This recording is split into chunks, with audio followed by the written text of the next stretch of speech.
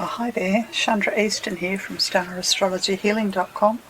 Just speaking to you today about my travels around this ancient land.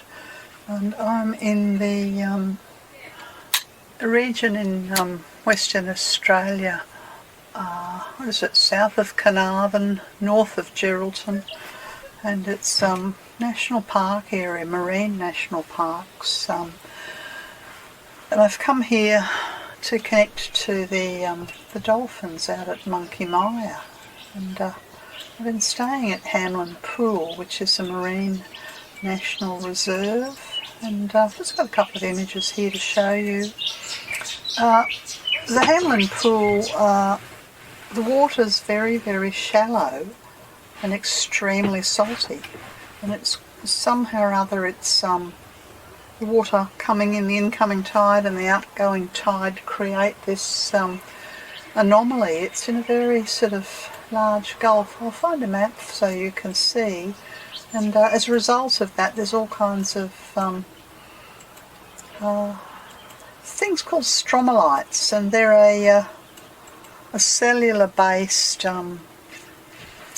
creature, I guess you'd say, that been there for thousands and tens of thousands of years, and they hold the sort of the beginning of life. So Hamlin Pool, I suppose, is a marine biologist's idea of heaven. Wandering around in it, you can see that you can walk for, I reckon you could walk for more than a half a kilometre, and the water's no deeper than calf deep, and it gets very, very slowly. You can see right out there on the horizon. It takes quite a while until you get any kind of depth at all. It's this huge, huge pool. And I think I'm here at Shelley Beach. And Shelley Beach is, well, it's fabulous. There's the shells everywhere and little bits of beautiful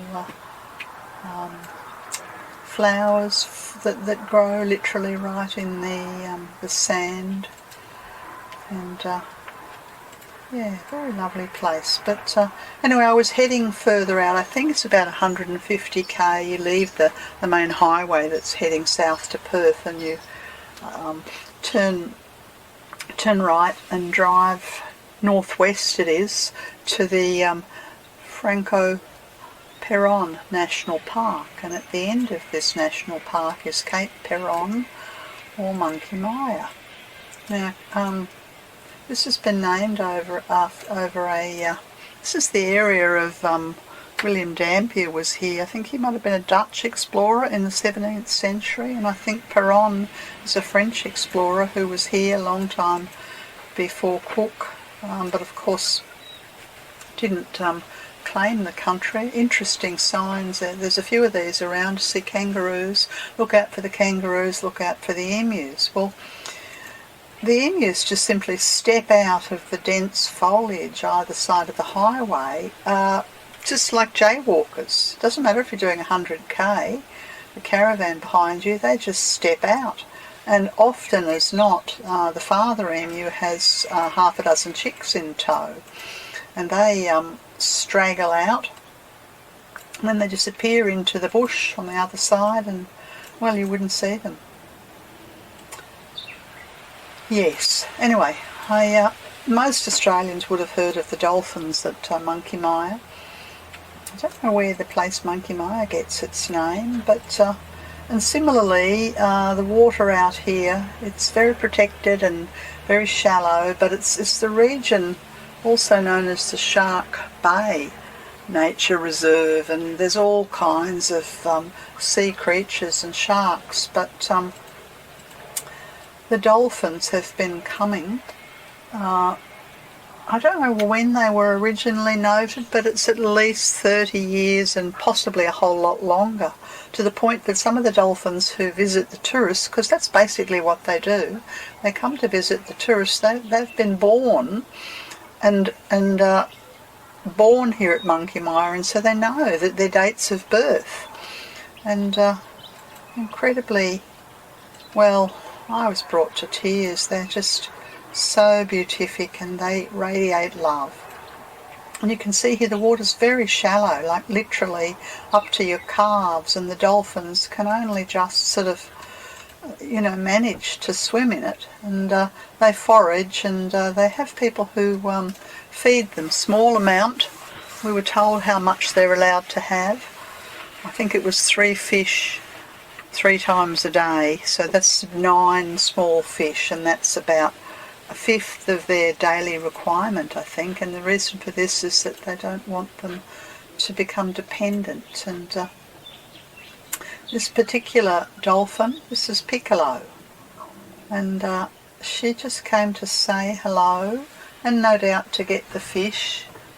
And what Piccolo does when she's looking at you, she lies on her side so she can have a good look. And honestly, she was just catching eye contact, and it was incredibly mesmerising to be around her. It was also her one of her most recent baby, who I think is I think they said that it's up to about, was it 3 years? Or was it 7 years? I can't remember. A long period of time where they nurse the baby. You can see some of the ships sitting out there on the horizon, and here's Piccolo and her baby, whose name I can't remember, coming into the very shallow water. Just cruising about, and so heartwarming, so joyful, so trusting, so beautiful. Yes, and they have a very strong relationship with the you wouldn't call them trainers, because they're completely wild creatures. They're not locked up. They come and go at will. And here you can see Piccolo. She just locked gaze with me for a few minutes, and honestly, the love that's pouring out of her was just fantastic. Absolutely fantastic. And I think everyone can feel it. And I imagine that once you've visited the Dolphins at Monkey Mia, it changed your relationship with these wonderful creatures. Yeah, some people, there was a lady with a baby, went up and fed. They were handing over little fish, very, very small fish, and the dolphins are so gentle as they take them. The people who were there guiding the experience said that in times gone past they used to have the male dolphins there as well, but then they realised that it's causing problems and that there was a bit of aggression. And I think probably 30 or 40 years ago, it wasn't monitored or controlled. These days, they only feed them 3 times in the mornings. They only give them, I think, 9 small fish. And I don't know how they manage, to keep the male dolphins away, but they've realised that this is the way to sustain the dolphin population, and this way the babies then are, well, I suppose they're taught by their mothers. This is where you can come to get a bit of additional food, and you feel the love coming from these wonderful creatures. Yes, and the dolphins have, I think I went down a couple of times. I think they said there were 6. I haven't got photographs of the other ones. I think there were 6 females who come in quite regularly and often bring their offspring with them, and they just play here in the shallows, and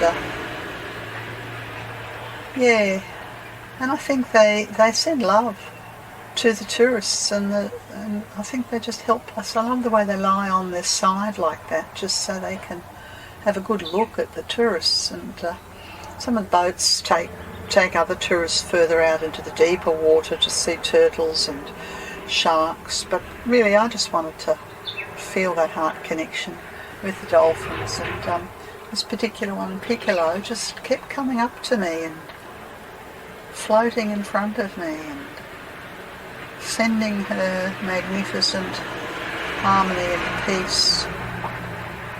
Yes, very, very heartfelt experience. It was a bit overcast, you can see. There was a bit of a weather event coming up. bit of a weather event coming up. Yes, and they're quite playful around the people who feed them. They've got volunteers there and other people who obviously work for the resort, and they clearly know them. Yeah, but and I have a strong sense that the dolphins have a connection to not just humans, but also to the extraterrestrial beings. Yes, they're highly intelligent creatures. I think they're very, very evolved, and I believe they have some sort of role to play in the great change that's happening on Earth. Anyway, I'll tell you other things that I did on this magical day. I went out to Eagle Bluff. And Eagle Bluff, as you can see from the images here, is just it's sort of land that previously was the ocean, and after ice ages it was flooded. The Shark Bay was created and the peninsulas were formed, and I had this recurring sense as I was wandering around this peninsula and this Shark Bay and Monkey Mia. I had a feeling that, you know, maybe in not too distant future the seas will rise again, and this land, it feels very tenuous, like it could be land, it could be ocean. It feels like it wouldn't take much for the ocean to claim it back. All it would take would be some kind of tectonic activity, and I could imagine it'd just all be swallowed up. And I had a repeated, very strong sense that part of the Earth's changes would fundamentally change this region. And you can see why they call it Eagle Bluff, because you can see for miles, and the vista's fabulous. And I just walked around the headland there and see how the sand dunes, and see they drop down into the ocean and the deeper waters further out, and yeah, it's sort of green, and then there's the sand dunes and the spin effects. You know, the desert comes right up to the coastline here in, well, all down the coastline of Western Australia really, and of course the heathland is beautiful and vibrant, and the ever-present wattle. I was really shocked to hear that some West Australians consider the wattle to be a pest, whereas I find it very, very beautiful. Yes, it's very windy here, and the signs up telling you of the various creatures who can be sighted down in the bay. Lots of different kinds of sharks and turtles and dolphins and what's the other creature? I've forgotten the name of it now. Quite a rare creature. I didn't see any sharks, but I wouldn't go swimming there. You know, and it's so crystal clear. If you can see the shark, well then I guess the shark can see you. Yes, but you can understand why it is a marine paradise. And down on that little island, the camera's gone off of it now, but down on that little island there were hundreds and hundreds of seabirds. The noise was incredible, the squawking and of course this is a place that was rich for the indigenous people back in the day, for the collecting of all kinds of shell food and seafood. And well, I think it was seagrass. They said that the seagrass grows in the very shallow, warm coastal water. What do they call it? The sea cow. It's the dugong. That's what it was. It's the dugongs are known to inhabit this region here. I didn't see them, and as I said, there were some boats that were heading out to look for dugong and sharks, and no doubt more dolphins and turtles. It's a marine paradise.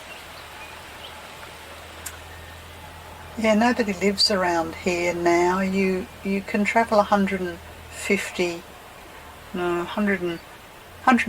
kilometres to get to the tiny town of Denham, which is probably about 20 or 30k from here.